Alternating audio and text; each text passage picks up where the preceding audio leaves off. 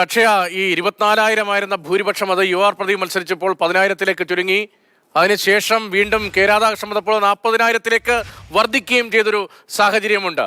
ചേലക്കരയുടെ ചരിത്രം അത് ആദ്യ പകുതി അത് യു ഡി എഫിന് കോൺഗ്രസിന് അനുകൂലമായിരുന്നുവെങ്കിൽ രണ്ടാം പകുതിയിൽ അത് തുടർച്ചയായി എൽ ഡി എഫിന് അനുകൂലമായി നിൽക്കുന്ന സ്ഥിതിയുണ്ട്. പക്ഷേ ഈ ചാഞ്ചാട്ടം എപ്പോഴും പ്രകടമാണ്. വോട്ടിംഗ് പാറ്റേണൊക്കെ നമ്മൾ പരിശോധിച്ചാൽ അവിടെ ചില ഘട്ടങ്ങളിൽ എൽ ഡി എഫിന് അനുകൂലമായി വലിയ തോതിൽ നിഷ്പക്ഷം എന്നൊക്കെ നമ്മൾ കരുതുന്ന ചാഞ്ചാട്ട വോട്ടുകൾ മാറുന്നത് കാണുന്നതാണ് കണക്ക്. വോട്ട് ഷിഫ്റ്റ് അങ്ങനെയാണ് അതിൻ്റെ ചരിത്രത്തെ വ്യക്തമാക്കുന്നത്. ബി ജെ പിക്ക് വോട്ട് വർദ്ധിക്കുമ്പോൾ ചിലയിടങ്ങളിൽ വോട്ട് കുറയുന്നു.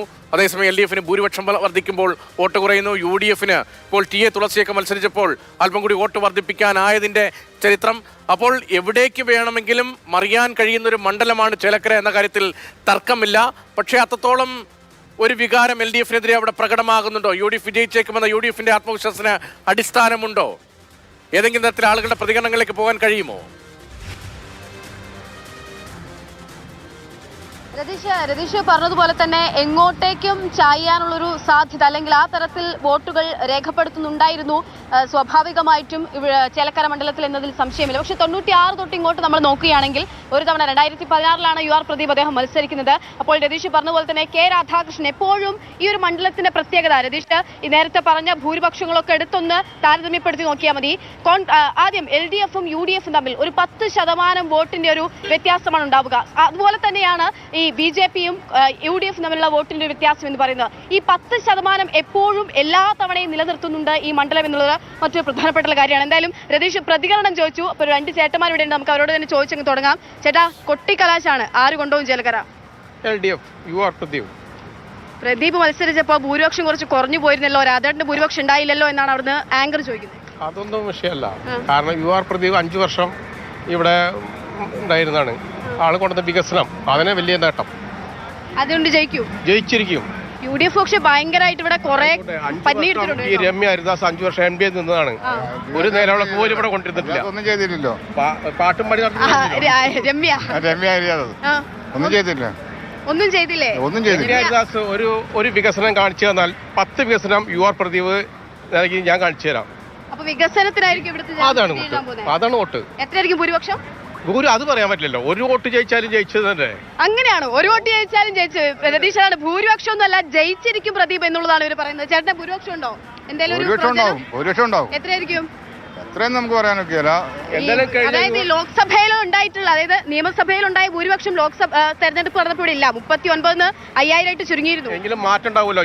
ലോക്സഭയിലും നിയമസഭയിലും ഭയങ്കര മാറ്റം വരാറുണ്ട്. അതിനെ ഞങ്ങൾ കണ്ടുപോയി. എങ്കിലും യു ആർ പ്രദീപ് കഴിഞ്ഞ പ്രാവശ്യം ഭാസ്കരൻ. ഓക്കെ, അപ്പൊ രണ്ടുപേരും കട്ട പാർട്ടിക്കാരാണെന്നാണ് എനിക്ക് തോന്നുന്നത്. CPM ആണല്ലേ?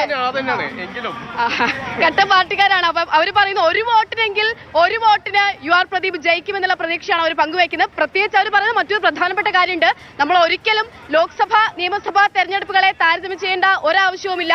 കാരണം നമുക്ക് നമ്മുടെ ഒരു ചരിത്രം പരിശോധിച്ചാൽ ലോക്സഭാ തെരഞ്ഞെടുപ്പിന് മറ്റൊരു ട്രെൻഡ് ആയിരിക്കും, നിയമസഭാ തെരഞ്ഞെടുപ്പിന് മറ്റൊരു ട്രെൻഡ് ആയിരിക്കും. പക്ഷേ ഉപതെരഞ്ഞെടുപ്പുകൾ കഴിഞ്ഞ ഉപതെരഞ്ഞെടുപ്പുകളൊക്കെ നമ്മൾ പരിശോധിക്കുകയാണെങ്കിൽ അവിടെ ഒരു UDF അനുകൂല ട്രെൻഡ് കേരളത്തിൽ രൂപപ്പെട്ടിരുന്നു. ആ ട്രെൻഡ് ഇവിടെ ചേലക്കരയിലേക്കും വീശി അടിക്കുമോ എന്നുകൂടി നമ്മൾ കൗതുകത്തോടെ നോക്കിക്കാണുകയാണ്. ചേലുള്ള ചേലക്കര എന്നാണ് ഇവിടെ വന്ന ദിവസം മുതൽ മാധ്യമപ്രവർത്തകരൊക്കെ പറഞ്ഞുകൊണ്ടിരുന്നത്. ആ ചേല ആർക്കൊപ്പം എന്നറിയാൻ ഇനി ഒരു ദിവസം അല്ലെങ്കിൽ ഒരു ദിവസം കഴിഞ്ഞാൽ അപ്പുറത്തേക്ക് വിധി എഴുതാൻ പോവുകയാണ്. ആ വിധി എഴുതി ആർക്കൊപ്പമാണ് ചേലക്കര എന്ന് അറിയാനുള്ള ഒരു കാത്തിരിപ്പിൽ കൂടിയാണ് നമ്മൾ. എന്തായാലും രതീഷ്, ഞാൻ ഈ നിൽക്കുന്ന സ്ഥലമുണ്ടല്ലോ, ഈ സ്ഥലത്തേക്കാണ് എല്ലാവരും ശക്തി പ്രകടനമായി അവരെ ഒഴുകിയെത്താൻ പോകുന്നത്. ഇങ്ങോട്ടേക്കാണ്. കുറച്ചു കഴിഞ്ഞാൽ ഇവിടെ പല കളറുകൾ, പല പാർട്ടികളുടെ 3 പാർട്ടികളുടെ കൊടികൾ നിറയും. ഒപ്പം തന്നെ അൻവറിന്റെ പാർട്ടിയുമുണ്ട്. അങ്ങനെ ഈ പാർട്ടികളൊക്കെ ഇവിടെ ചേർന്ന് സംഗമിക്കുന്ന സംഗമ ഭൂമി ഉണ്ടല്ലോ, അതാണ് നമ്മൾ ഈ ചേലക്കര ബസ് സ്റ്റാൻഡിലാണുള്ളത്.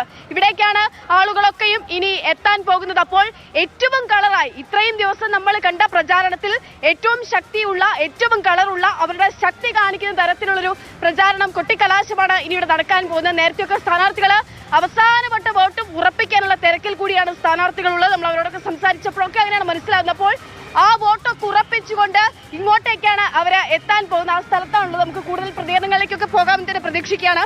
ഒരുപക്ഷെ ആ സമയത്തേക്കായിരിക്കും ഇവിടെ കുറച്ചുകൂടി കളറാവുന്നൊരു കാഴ്ച കൂടി നമുക്ക് കാണാൻ സാധിക്കുക. രതീഷ്, ശ്രീ അക്ഷയാണ് വിവരങ്ങൾ നൽകിക്കൊണ്ടിരിക്കുന്നത്.